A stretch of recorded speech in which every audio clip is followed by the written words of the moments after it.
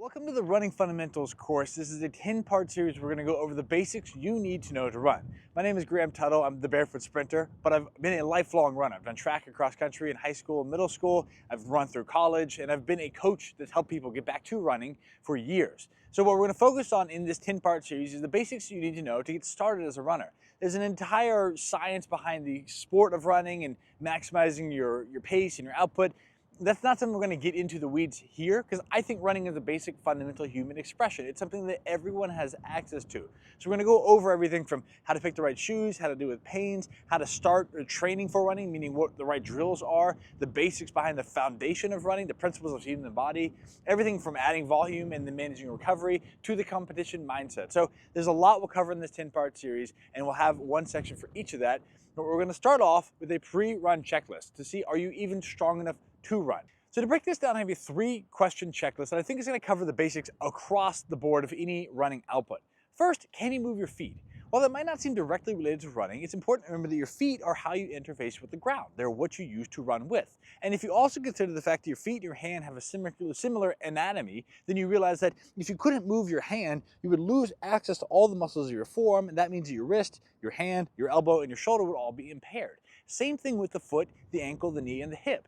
If you can't move your feet, you will end up getting stiff and weak around the muscles of your foot, ankle, lower leg, and that's going to create the prerequisite or the first starting conditions for long-term pain. The itises, so to speak, tendinitis, patellar tendinitis, Achilles tendinitis. If you want access to that, to be able to have healthy tissue, you need to be able to move your feet. Basically, you can run without moving your feet, but you will get injured at some point. And so if you want to run long-term and not get injured, you need to have access to your feet. Second, can you jump rope without pain?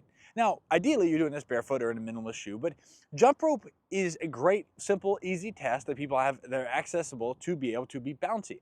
Your body is essentially a muscle and bone and organ that's wrapped in this fascial suit. We'll come back to fascia in the plyometrics portion of this series, but what you want to know is that fascia is the thing that provides the elastic strength and support for your entire system. When you hit the ground and bounce off, that's partly your fascia, also your tendons, which is part of your connective tissue. But if you don't have access to healthy tissue and elastic tissue, you will end up absorbing all of the force of impact for every single step with passive tissue, which is going to be your bones, your joints, and that is not going to be healthy long term. So if you can't jump and be light and bouncy, you're going to end up in issues quickly because your joints won't be able to handle the impact of 10,000, 20,000, 100,000 steps, and that is a recipe for disaster.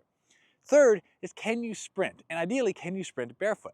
Sprinting is the expression of optimal running form because everything has to be able to come together, and it means you're strong enough and you have the optimal movement capacity. You'll notice that running form doesn't change as the intensity scales. So if you want to run slow or run fast, it's the same form. You're still landing in the same portion of your foot, it's still moving the same way. What changes is the variables that scale up. How aggressively you're picking your knee up, how short your ground contact time is, how aggressively you're swinging the arms, how much spinal coiling you have. Those things are the variables that scale up to allow you greater force production. But past that, running form is conserved across different surfaces and different speeds, different outputs. So the question is, do you have the ability to produce force at the highest output of running, which is sprinting? If you don't, you're going to run into issues somewhere down the line.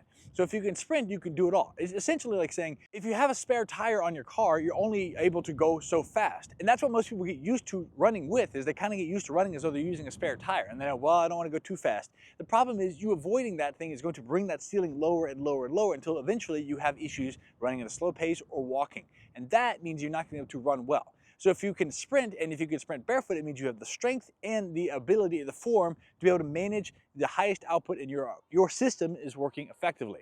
So if you can do those three, move your feet, you can jump, and you can sprint, you have access to run at any pace and any output, and everything else is just building up the specific tissue quality to be able to manage whatever the demands of your specific run are. But remember, running is a basic human capacity. You have access to it. If you have an able body, you can run. If you're in pain, something's wrong. So before you continue to add on more miles and more density, fix that and then build up from there. Now, if you're listening to this and realize that one or all three of those is missing, you don't start with the sprinting.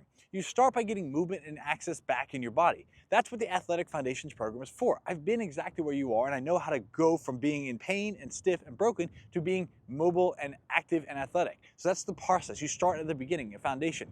So there's links that'll pop up on here or below. You can get started and work on that. And once you have your foundation underneath you, then you can move on to the fun stuff, which is exploring the world through running.